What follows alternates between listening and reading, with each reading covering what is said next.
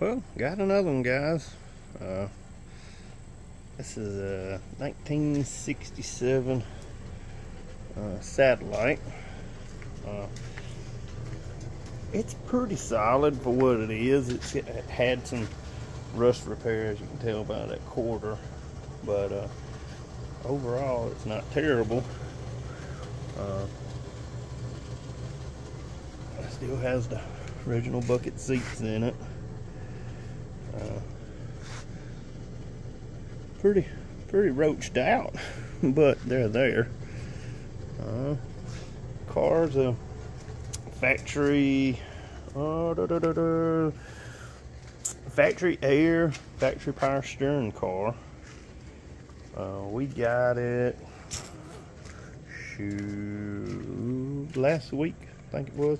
As you can tell, it needs that quarter bottom patch panel put on, but it was a non-vinyl top car, original. It has originally this green color. I had one, a Belvedere like this years ago. That was a 383 car. When we got it, this bad boy had been sitting for a while and didn't know much about it. I bought it from a customer that had bought a Jeep from me years and years prior, and he mistakenly called my phone not too long ago, and we got to talking when I called him back, and he said he dialed the wrong number, but he remembered who I was, and said he was wanting to sell the Satellite. So I said, well, shoot, when's a good day to come look at it? So made time, went and looked at it, and loaded up in the old ramp truck, and went and worked out a deal and got it. He had said that it was running in February, and not saying it wasn't by any means, but I don't know, it was just a lot of little things with the thing. He'd put a new carburetor on it. It's got like a little mini starter on it, new radiator, new alternator, as you can tell. Once again, it was a factory air car. The compressor is in the back. It's just not actually on the car, but the brackets and everything are there. But we tried to crank it. We could not get this thing to start, and somebody put new dual exhaust on it, H-pipe, mufflers and stuff, and we could not get it to do anything. I cleaned the points, put them back in there. It was firing. It was coughing back through everything. So I was like, it's either somebody's got it out of time at the cam on the timing chain, or it's something. I took the valve covers off. The valve train was functioning. It was opening and closing. I did a compression test. There lies the problem. This bad boy had like 30 to 40 across the board. I think the highest one was on the passenger side cylinder, had like 60 possibly on it. And I was like, oh my gosh. That's kind of why I was thinking the cam has got to be hell out of time for it to still leaving some valves open at top dead center to to drain that compression off. So took time chain cover off. Sure enough, it wasn't. Somebody did put another cam in it, and timing chain and gear, top and bottom, but was not out of time at all. So the motor, I did some research on it, is not the original motor by any means. It's a 85 to 86. Well, the block can be 85 to 87 318. The heads are a set of 85 to 86 only fast burn small CC heads. I think they're varied between 58 and 62 cc combustion chamber, real small combustion chamber head. So it was one of those things. This thing ought to have had a lot more compression than what it did. So it has good stuff. I mean, the heads are kind of desirable. They're what they call a 302 head, meaning the last three numbers in the prefix is actual 302. So decent heads, decent block. It's a non-roller because some of those motors were roller blocks, but this one's a non-roller. I actually took some two-stroke motor oil and put in the cylinders and spun it over that way, then put the compression gauge back on there.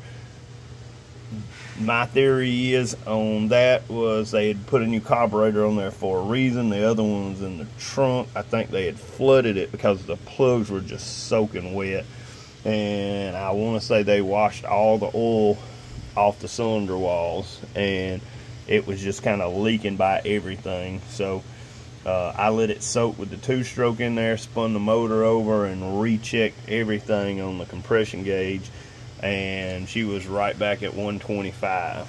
And so of course I went to the store and bought some new plugs for this thing and put them in there, and I was like, well, let's see what happens, and made sure it was in time with the distributor and everything was, you know, was right. And hell, she fired right up, and it was one of those things where I'm glad because the other options we had for this car was pull that motor out, and a bunch of good friends either had a 318 Magnum or a 360 Magnum, and then when you go down that wormhole, I'm not a real big Chrysler guy. I owned a bunch of them, but still don't really keep up with the Chrysler thing. But there's a lot of little switching over, and oil pan won't interchange off of the 318 to the 360, and motor mounts from the Magnum. And of course I knew the intake heads were different, but just so much little stuff, and harmonic balancer and flex plate. So I was so tickled when that damn thing ran. Now, am I going to put a 4-barrel? I possibly will. I probably will take that thing and put a 4-barrel on there. It all depends. We bought this thing to just sell, and I don't, you know, I don't despise these cars. It's just something that ain't never been my cup of damn tea, I guess, but or my keystone. But they got good body lines, I guess. I mean, it's not a bad car. It's just one of those things. I guess this thing would, the high-end version of this would, I guess, assume, I'm thinking the GTX would have been the more high-performance version of the Satellite, and then the Belvedere was, I don't know if that was the base model or the Satellite was the base model. Once again, hey, y'all comment below. Let's see, we can open this trunk. Not with that screwdriver. Too short. Story of my life. Let's see here. Beer down. There is a bigger screwdriver right here.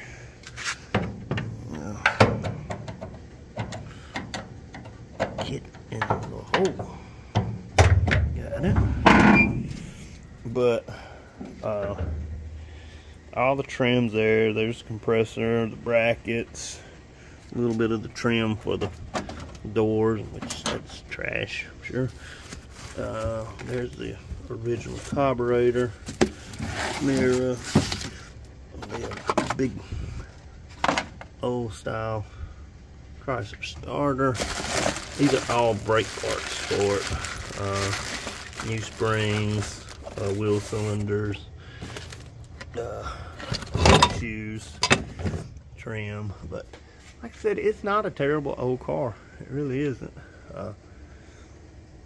It's not all just completely roached out or rusted out, but it does have some rust, you know, in the floorboards. But the unibody, the frame of it, is actually in pretty damn good shape for old Chrysler. But,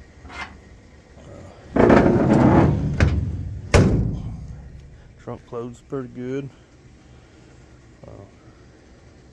Cosmo likes to make some guest appearance in all these damn videos.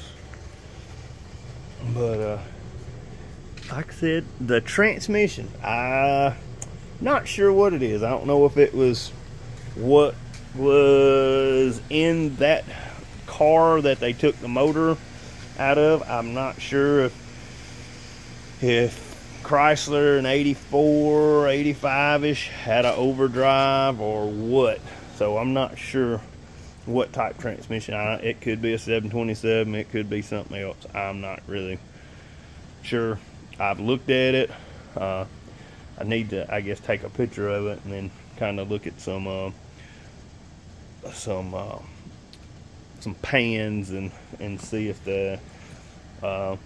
I can identify what that thing is. But if anybody in the comments can kind of tell me an easy way of identifying that transmission, please do that as well. Not that I'm too concerned about it. I would like to tell the next buyer what it's got versus what, when I bought it, I was told that was the pretty much original motor, this, that, and which, hey, I'm cool with it, no big deal. Shit, in the business of buying used cars, you take everything at face value, and then you don't even believe that half the time. So who the hell cares? But I would like to tell the next guy that motor is a 84 to 87 blocks, got 85 to 86 heads on it, and so on. But it does run. The brakes, I know it needs them. It needs that, a new master cylinder, stuff like that. Don't know if we want to try to sell it just like it is and let somebody else get it to that point and they can drive it around, or I'm going to put a master cylinder and put all the brakes on there. Just got to put the pen to paper and figure out what's the best route. So I'm not really not sure what the best route is. I don't think it's going to bring a ton more if I do the brakes or somebody else, because they're probably not going to drive this car home. It's one of those things you possibly could, but, and the wipers do work. The wiper arms are off. I guess they took the trim and stuff off, but the wiper motor does work and all on this thing. But I'm just saying, more than likely you're going to come get it on a trailer. Does have brand new tires. They're 14s on it. But it's one of those things. I just got to make a decision.